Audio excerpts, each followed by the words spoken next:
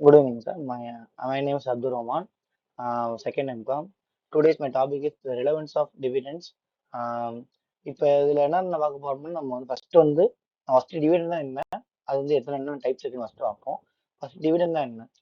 டிவிடெண்ட்னா என்னன்னா நம்ம வந்து ஒரு ஷேர் வாங்குறதுக்கு இந்த கம்பெனி வந்து ப்ராஃபிட் அதிகமாக எடுத்திருந்தா அந்த ஒரு ப்ராஃபிட் வந்து ஒரு போர்ஷன் வந்து கம்பெனி வந்து ஷேர் ஹோல்டர்ஸ் கொடுக்குறதா டிவிடெண்ட்.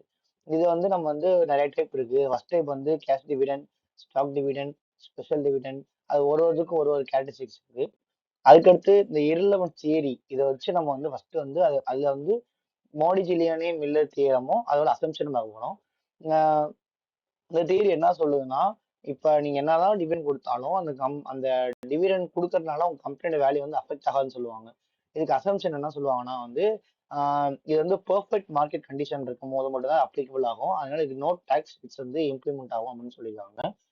அடுத்து வந்து factors influencing market dividend relevance. இதுல 3 பார்க்க போறோம். ஃபர்ஸ்ட் வந்து என்னன்னா கம்பெனி ப்ராஃபிட்டபிலிட்டி.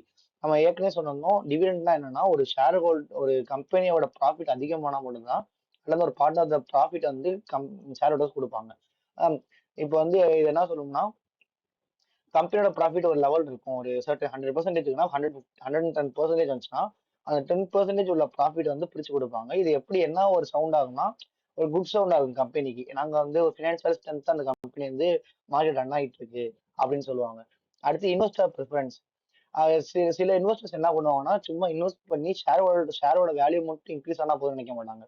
இந்த இன்வெஸ்ட் பண்றதுனால அந்த அந்த ஒரு டிவிடெண்ட் வர்றது நமக்கு வந்து ஒரு இன்ட்ரெஸ்ட் மாதிரி வந்து நமக்கு வந்து ஜென்ரேட் ஆகி நமக்கு ஒரு அதர் சோர்ஸ் ஆஃப் இன்கம் மாதிரி இருக்கும். அது மட்டும் பண்ணாது. அப்புறம் என்ன ஆகும்னா இந்த இன்வெஸ்டரோட ப்ரிஃபரன்ஸ் என்ன ஆகும்னா growth-ஆவும் இருக்கும். அப்புறம் வந்து ஃபியூச்சர்ல வந்து ஒரு டிவிடெண்ட் பேயிங் ஸ்டாக்கா இருந்தா அதுக்கு வந்து வேல்யூ அதிகமா இருக்கும். அதான் இன்வெஸ்டர் ப்ரிஃபரன்ஸா இருக்கும். அடுத்து மார்க்கெட் கண்டிஷன். சில நேரத்துல மார்க்கெட் கண்டிஷன் வந்து அன்சர்டினிட்டி இருக்கும். சில நேரத்துல அந்த கம்பெனிக்கு வந்து அந்த டைம்ல வந்து ப்ராஃபிட் அதிகமா வந்திருக்காது.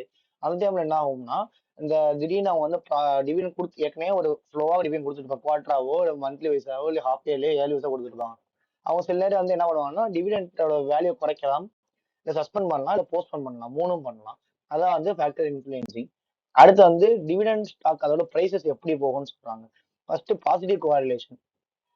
Dividend payments can sometimes be associated with the higher stock prices as they signal company performance. இப்போ சில நேரம் வந்து டிவிடெண்ட் பே பண்ண என்ன ஆகும்னா டிவிடெண்ட் நமக்கு பே ஆகும். அதே மாதிரி ஸ்டாக்கோட வேல்யூ ஏறிட்டே இருக்கும் போது என்ன ஆகும்னா இந்த கம்பெனியோட பெர்ஃபார்மன்ஸ் வந்து ஒரு குட் சவுண்டாகவும் ஒரு ஹை வேல்யூ பெர்ஃபார்மிங் கம்பெனியாகவும் நமக்கு வந்து ப்ரொஜெக்ட் ஆகும்.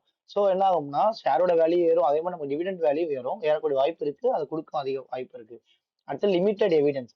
Relationship between dividend and stock price is complex and not always consistent.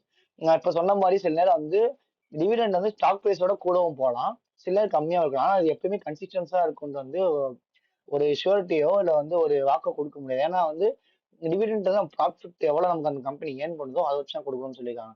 So வந்து சில நேரம் வந்து அந்த வருஷம் ப்ராஃபிட் திடீர்னு அதிகமாக பண்ணியிருக்கலாம். ஸோ வந்து ஸ்டாக் ப்ரைஸ் இதோட கூட இருக்கலாம்.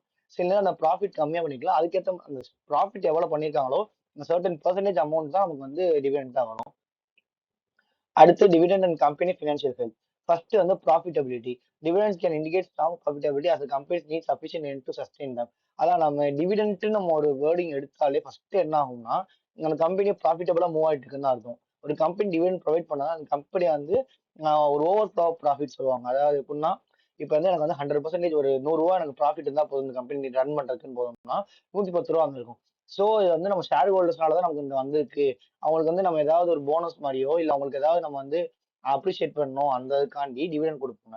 அதனால என்ன ஆகும்னா டிவிடெண்ட் வந்து ஸ்ட்ராங் ப்ராஃபிட்டபிலிட்டி நம்மளால கொடுக்க முடியும்னு சொல்றாங்க. அப்படி டெப்ட் லெவல்.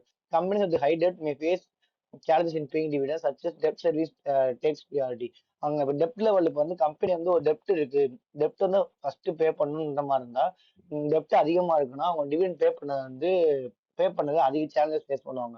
பிகாஸ் இந்த இப்போ நம்ம வந்து ஏற்கனவே நம்ம டிவிடெண்ட் தான் ஃபர்ஸ்ட் நம்ம வந்து டிவிடெண்டா இல்லை டெப்ட் முடிக்கணும், டெப்ட் தான் முடிக்கணும்னு சொல்லுவாங்க. ஸோ வந்து என்னன்னா டிவிடெண்டோட டெப்ட் வந்து ப்ரியாரிட்டி ஓவர் ஆகி ஃபர்ஸ்ட் டெப்ட்டை முடிக்கணும்னு சொல்லுவாங்க. அந்த நேரத்தில் என்ன ஆகும்னா இந்த டிவிடெண்ட் கொடுக்க வந்து பேக்லாக் ஆகலாம், இல்லாட்டி வந்து அப்படியே சஸ்பெண்ட் கூட ஆகலாம். அப்புறம் cash flow. Strong cash flow is essential for consistent dividend payment reflecting the company's ability to generate cash.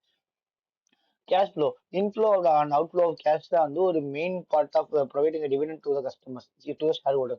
Because if you want to provide a dividend, you want to have sufficient cash, and you want to have a sufficient flow of money in your company reserve. So என்ன ஆகும்னா நீங்க வந்து ஒரு profit உங்களுக்கு வந்து கம்பெனிக்கு வரணும்னா ஒரு ஃப்ளோ இருக்கணும். ஒரு அவுட் ஃப்ளோ இருக்கணும், இன்ஃப்ளோ இருக்கணும். அதாவது கேஷ் மட்டும் இல்லை, உங்களோட சேல்ஸ், பர்ச்சேஸ் அந்த மாதிரி இருக்கும்போது உங்க ப்ராஃபிட் அதிகமாகும். அந்த மாதிரி இருக்கும்போது நீங்க வந்து டிவிடெண்ட் ஈஸியா கொடுக்கலாம். அதே மாதிரி வந்து அந்த கம்பெனிக்கு வந்து லிக்விடிட்டி கேஷ் வந்து அதிகமா இருக்கும். அவங்களுக்கு வந்து எபிலிட்டி அதிகம், கேஷ் ஜென்ரேட் பண்றதுக்கு வந்து அவங்களுக்கு வந்து அந்த மாதிரி ஒரு சான்ஸ் அதிகமா இருந்தா மட்டும்தான் வந்து அவங்களால வந்து டிவிடெண்ட் ப்ரொவைட் பண்ண முடியும். அடுத்து dividend and portfolio strategies.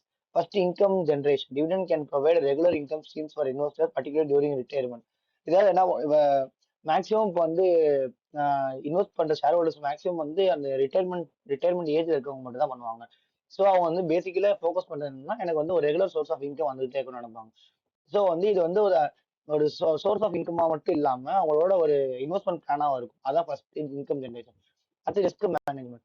Dividend can reduce portfolio volatility and potentially enhance return, particular in mature company. இதான் என்ன ஆகும்னா, சில வந்து இன்வெஸ்ட் பண்ணும்போது ரிஸ்க் ஏன்னா போர்ட்ஃபோலியோ பண்ணும்போது என்ன ஆகும்னா, ஒரு கம்பெனில ப்ராஃபிட் வரும், ஒரு கம்பெனில லாஸ் வரும், ஒரு கம்பெனில வந்து டிவிடெண்ட் வரும், ஒரு கம்பெனி வராது. இப்போ ஒரு கம்பெனில வந்து லாஸ் ஆயிருக்குன்னா அந்த லாஸ் சரி கட்டுறதுக்கு இந்த டிவிடெண்ட் வந்து ஹெல்ப்ஃபுல் ஆகும் அப்படின்னு சொல்றாங்க.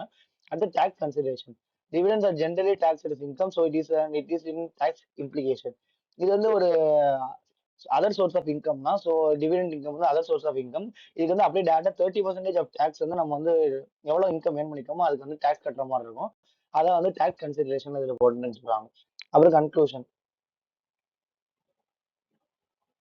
So I have conclude that இங்க இது வரையும் பார்த்தது எல்லாமே வந்து ரிலவன்ஸ் ஆஃப் டிவிடெண்ட் தியரி வந்து வந்திருக்கு. தேங்க்யூ.